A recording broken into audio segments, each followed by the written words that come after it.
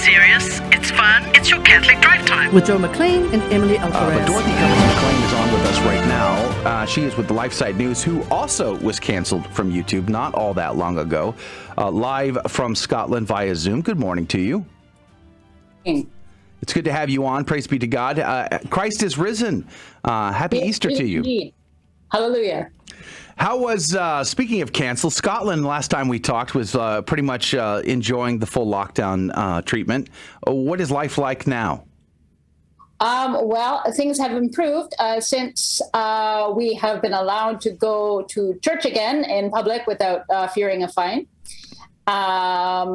This happened, it happened in concert with a court case. So a group of Christian churches and a Catholic priest went to court to argue that what the Scottish government had done was illegal, and that was decided in their favor. So that meant that churches opened a little earlier, not more than a week, but the churches opened a little earlier than they otherwise would have. Wow, praise be to God.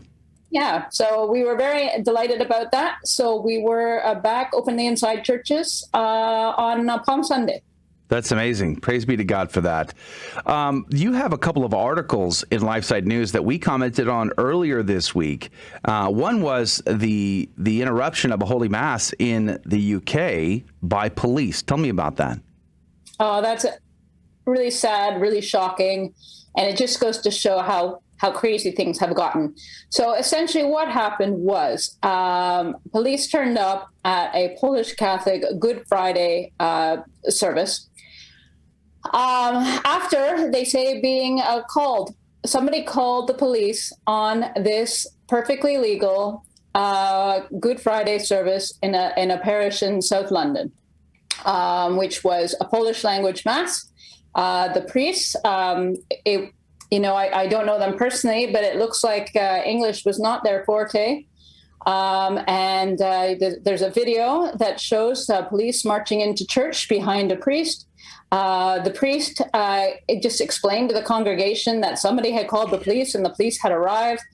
He didn't know why or what the problem was. They say we're not following the rules, but we've got masks. We're socially distanced. We even gave out tickets. They had tickets, so wow. You couldn't just take your place in a pew without a ticket. So it looked like they were definitely trying to keep numbers down. And of course, numbers are a big issue for the Polish Catholic community, which is one of the most faithful, if not the most faithful community in the world. Essentially, the police officer just told them all that it was an illegal gathering and that they all had to leave or face a fine of £200, which is not small money. I guess it would be about $350, and that'd be per person. So if you're a father with, you're there with your wife, your 3 sons, or altar servers, whatever, that's a big chunk of change. So at any rate, and if they didn't give their name and address, they'd be arrested. So the people are obviously not happy about that. There were, complaints. The boys in the front, the altar servers, looking around not the altar servers, but I think it was the scouts. They were looking around to see what the adults were going to do. But the celebrant explained to the congregation in Polish that they really should just leave the church quickly. If they don't, they'd all be fined £200, and they could make a spiritual communion privately. Wow. So bless him for thinking of that. But it was a really terrible thing to happen. And seeing the police, there was one police officer striding about in the sanctuary, speaking on her phone as if she were, I don't know what, busting up a rave. That it's shocking. And of course, the two things that are shocking is the police action against the Polish-speaking Roman Catholics in London. One wonders if they picked a vulnerable group, one who's English, or at least the priest's English, when would not have the skills to debate the police on the legality of their mass, simply because they'd be working in a second language. And second of all, it's shocking that somebody called the police on one of the most numerous ethnic minorities in London. One really wonders what the motive there was. Dorothy Cummings McLean is our guest, and she's with LifeSite News talking about these stories. I've been saying this for a while now, coming from a city who suffered through massive flooding a few years ago. I mean, massive flooding. And it's a city that rallied to help its neighbors. Without thinking about themselves, they helped other people. Strangers came with boats to rescue. People from all over the country flew in. Supplies, I mean, you name it. It was amazing. But in a scenario like this, where they're just mandating charity, mandating a morality of how we're going to handle these pandemics, we don't see that same level of incredible, heroic love of neighbor anymore. We see fear, we see anxiety and stress, and it's just quite the opposite. And I feel like, when the world decides it's going to treat its citizens like children who don't know better, that can't be headed to a good place. I mean, how are the faithful in the UK seeing these types of events, these types of encounters with police, and we know better than you. Go home and lock yourselves up and fear everything that might be coming. Well, unfortunately, the faithful are divided between those who think the measures aren't strict enough and are as quick as any to blame their neighbor.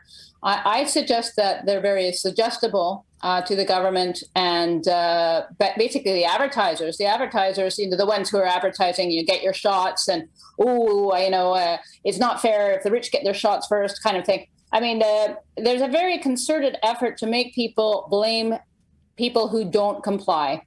And I think that's the problem. People really got into their heads that what is driving this disease is irresponsible people. People irresponsibly have a cup of tea with a lonely neighbor. People who irresponsibly want to go to church.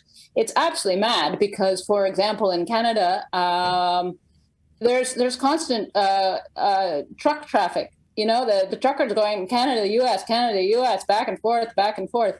I understand that migration hasn't stopped. Immigration, new Canadians coming in, for example, whereas Canadians who, as you spoke about earlier this week, Canadians who travel home from a destination are basically seized and kept in a government, quote unquote, government holding center, or whatever they're calling it this week. And it's just the most bizarre thing in the world. We're not talking about, if you're healthy, you have to be quarantined.